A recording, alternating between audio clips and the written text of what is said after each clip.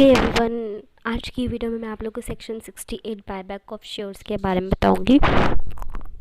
सबसे बेस्ट क्या हुआ था, मैं पूरा वीडियो रिकॉर्ड कर ली and then at the end I realise कि वीडियो में साउंड ही नहीं है, तो मुझे फिर से रिकॉर्ड करना हो रहा है। ठीक है, कोई ना, चलो सबसे पहले जानते हैं हम लोग कि बायबैक ऑफ सिक्योरिटीज़ का मतलब क्या होता है। राइट, बायबैक ऑफ सिक्योरिटीज़ का मतलब क्या होता है? जब कंपनी अपनी खुद की शेयर्स को फिर से खरीद लेती है, ठीक है, वो होता है हमारा बायबैक ऑफ सिक्योरिटीज़। जब कंपनी अपनी खुद की शेयर्स को फिर से परचेज़ कर लेती है, वो होता है हमारा बायबैक ऑफ सिक्योरिटीज़। ठीक है, re acquisition of by a company of its own securities. ठीक है, ठीक है। अभी कंपनी बायबैक कैसे कैसे कर सकती है ना। कंपनी बायबैक कैसे कैसे कर सकती है वो अपन लोग देखते हैं। सबसे पहले कंपनी अपनी फ्री रिज़र्व से बायबैक कर सकती है, अपने सिक्योरिटी प्रीमियम अकाउंट से बायबैक कर सकती है। राइट और एक थर्ड है कि कंपनी न्यू शेयर इशू करके भी बायबैक कर सकती है। ठीक है, न्यू शेयर इशू करके भी कंपनी बायबैक कर सकती है, बट येस, जो शेयर्स या फिर सिक्योरिटी कंपनी फिर से न्यू इशू करेगी ना, वो सेम क्लास ऑफ शेयर्स या सिक्योरिटी नहीं होना चाहिए जो कंपनी बायबैक करेगी। वो चीज़ से सेम क्लास नहीं होना चाहिए वो वाला शेयर्स या सिक्योरिटीज़ का जो कंपनी अभी बायबैक करने का सोच रही है। ठीक है, फ्री रिजर्व तो देखो, फ्री रिजर्व से कर सकती है, सिक्योरिटी प्रीमियम से कर सकती है, proceed of the issue of any share और other specified security other than the specified security of the same class. Condition for buyback, अभी बायबैक के लिए क्या क्या कंडीशन होना होता है। ठीक है, सबसे पहले the buyback is authorise by its article, company के आर्टिकल ऑफ एसोसिएशन में यानी कि एओए में ऑथराइज़ किया हुआ होगा बायबैक का कंडीशन, तो ही कंपनी कर सकती है। और फिर स्पेशल रिजोल्यूशन पास करना पड़ता है कंपनी को बायबैक करने के लिए। कंपनी चाहे तो स्पेशल रिजोल्यूशन पास ना भी करे, अगर special resolution is not necessary where buyback is not exceeding. Special resolution ज़रूरी नहीं होता है अगर जो बायबैक है ना वो 10% of paid up share capital plus free reserve को एक्सीड नहीं करता है, तो फिर तुम्हारे को स्पेशल रिजोल्यूशन ज़रूरी नहीं है कंपनी। उसके बाद दूसरा, अगर अगर अगर बोर्ड रिजोल्यूशन में ऑलरेडी पास हो चुका है बायबैक के रिगार्डिंग सब कुछ, ठीक है, बोर्ड रिजोल्यूशन ऑलरेडी पास हो चुका है, तो फिर भी कंपनी तुझे स्पेशल रिजोल्यूशन का ज़रूरत नहीं है। और कंपनी कितना अमाउंट ऑफ शेयर्स को बायबैक कर सकती है, कितना अमाउंट ऑफ शेयर्स को, the amount involve in buyback should not be more than 25% of aggregate of paid up share capital and free reserve. ठीक है, और बायबैक करने के बाद में ना जो अमाउंट होगा, डेप्ट का जो अमाउंट होगा ना, बोथ सिक्योर्ड प्लस अनसिक्योर्ड डेप्ट का, और जो फ्री रिजर्व का और पेड अप शेयर कैपिटल का अमाउंट होगा ना, वो 2:1 का रेशियो में होना चाहिए। उससे कम, उस मतलब जो कंपनी का बोरोइंग्स है, डेट है, वो twice of paid up share capital plus free reserve से ज़्यादा नहीं होना चाहिए। Twice of paid up share capital plus free reserve से ज़्यादा नहीं होना चाहिए। क्या चीज़? कंपनी का डेट। ठीक है, बोथ सिक्योर्ड एंड अनसिक्योर्ड। और अगर बायबैक लिस्टेड शेयर्स का हो रहा है तो कंपनी को सेबी का जो रूल्स एंड रेगुलेशंस है वो भी फॉलो करना पड़ेगा। ठीक है, और 1 साल में कंपनी एक ही बार बायबैक कर सकती है। ठीक है, नेक्स्ट इज़ क्या प्रोसीजर होगा कंपनी का बायबैक का, है ना। सबसे पहले कंपनी को ना फुल एंड कंप्लीट डिस्क्लोज़र देना होगा सारा मटेरियल फैक्ट का, द नेसेसिटी फॉर बायबैक, क्यों कंपनी बायबैक करना चाहती है, the class of the shares of security intended to be purchase under the buyback, कौन सा शेयर्स या सिक्योरिटी कंपनी चाहती है परचेज़ करना बायबैक के लिए, कितना अमाउंट में परचेज़ करेगी, ठीक है, कितना अमाउंट इन्वेस्ट किया बायबैक में, और कितना टाइम में बायबैक कंपनी कंप्लीट कर लेगी। क्या क्या बताया मैंने आपको? Full and complete disclosure of all material facts, necessity for buyback, buyback क्यों करना चाहती है कंपनी, फिर क्लास ऑफ शेयर्स और security intended to be purchase under the buyback, कितना अमाउंट में परचेज कर इन्वेस्ट किया, और टाइम लिमिट क्या होगा। देखिए अपन लोग क्या क्या होगा। तो सबसे पहले फुल एंड कंप्लीट डिस्क्लोज़र करना पड़ेगा कंपनी को, ठीक है। फुल एंड कंप्लीट डिस्क्लोज़र करना पड़ेगा बायबैक से रिगार्डिंग मटेरियल फैक्ट के, सारा मटेरियल फैक्ट का फुल एंड कंप्लीट डिस्क्लोज़र करना होगा, राइट। सेकंड क्या था, सेकंड नेसेसिटी, कंपनी आखिर क्यों करना चाहती है बायबैक, ठीक है।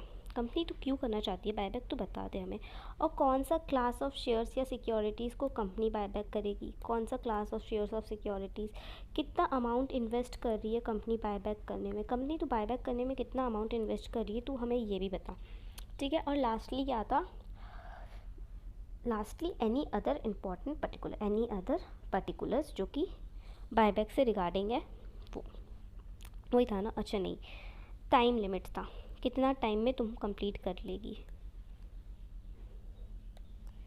टाइम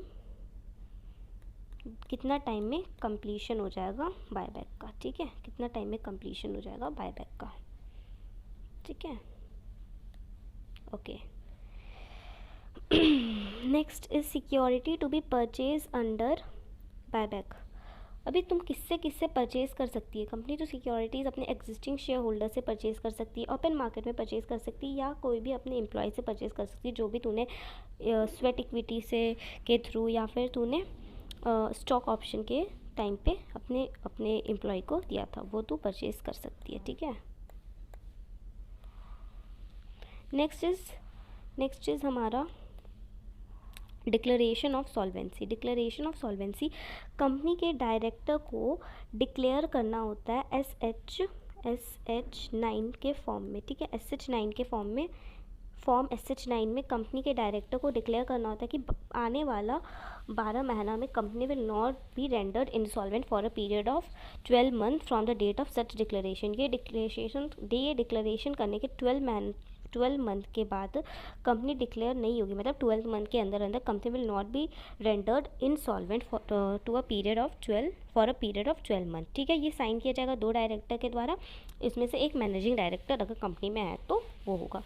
तो SH9 बताया मैंने, SH9 में कंपनी के डायरेक्टर क्या करेंगे, डिक्लेरेशन देंगे, डिक्लेरेशन ऑफ व्हाट, सॉल्वेंसी की कंपनी आने वाला 12 महीना में इंसॉल्वेंट डिक्लेयर नहीं होगी, ठीक है। मैं आप लोग को एक बार रिकैप दे दूँगी, don't you worry about that, ठीक है।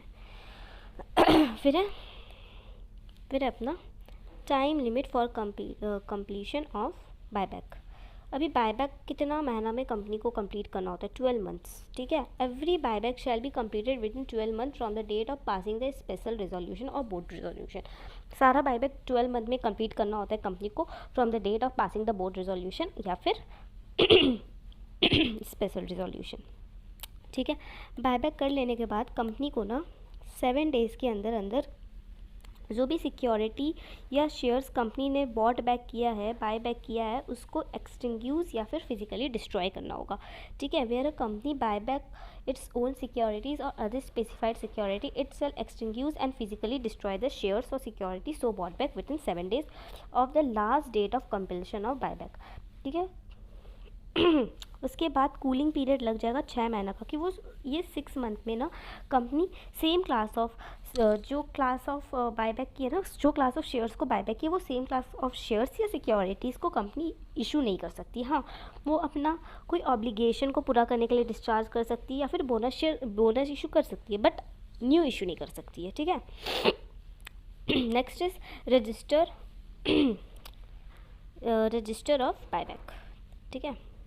रजिस्टर ऑफ बायबैक में क्या है, कंपनी को SH10 में, पहले मैंने आपको SH9 बताया जिसमें डायरेक्टर को डिक्लेरेशन ऑफ सॉल्वेंसी देना पड़ता है।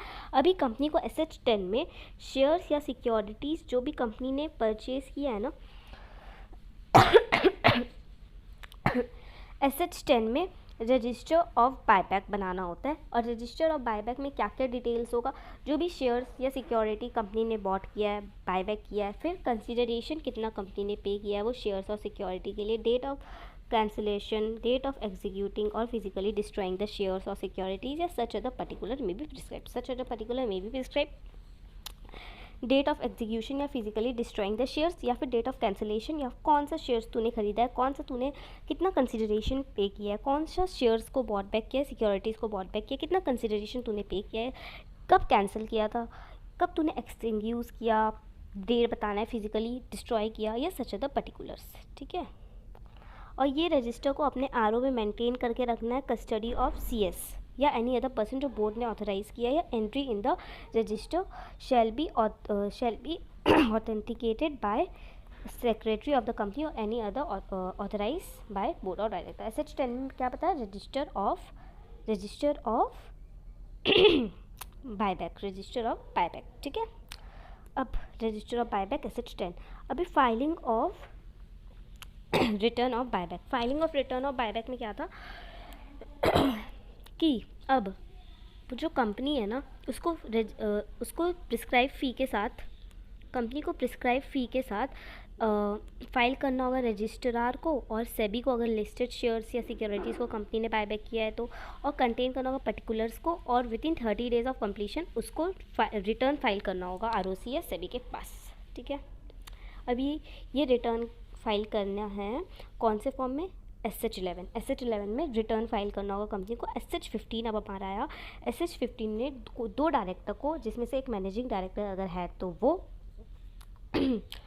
वो सर्टिफाई करेंगे कि जो भी बायबैक ऑफ सिक्योरिटीज़ का प्रोसीजर हुआ है वो सारा एक्ट का प्रोविज़न को और रूल्स का प्रोविज़न को फॉलो करके ही हुआ है, कंप्लायंस करके ही हुआ है, ठीक है। पेनल्टी यहाँ पे कंपनी और ऑफिसर इन डिफ़ॉल्ट पे सेम टू सेम है, ठीक है। 1 lakh rupees minimum, maximum 3 lakh तक जा सकता है, ठीक है। इतना ही था हमारा ये सेक्शन में। मैं आपको एक बार कौन सा फॉर्म में क्या जाएगा वो बताती हूँ। SH9 में डायरेक्टर डिक्लेरेशन देंगे, डिक्लेरेशन ऑफ सॉल्वेंसी, ठीक है। SH10 में रजिस्टर ऑफ बायबैक, ठीक है, रजिस्टर ऑफ बायबैक मेंटेन करेगी कंपनी, ठीक है। SH11 में कंपनी रिटर्न फाइल करेगी, और SH15 में कंपनी के डायरेक्टर बोलेंगे कि कंपनी ने सारा रूल्स एंड एक्ट का सारा प्रोविज़न को फॉलो किया है। So that's it for this video guys, bye bye.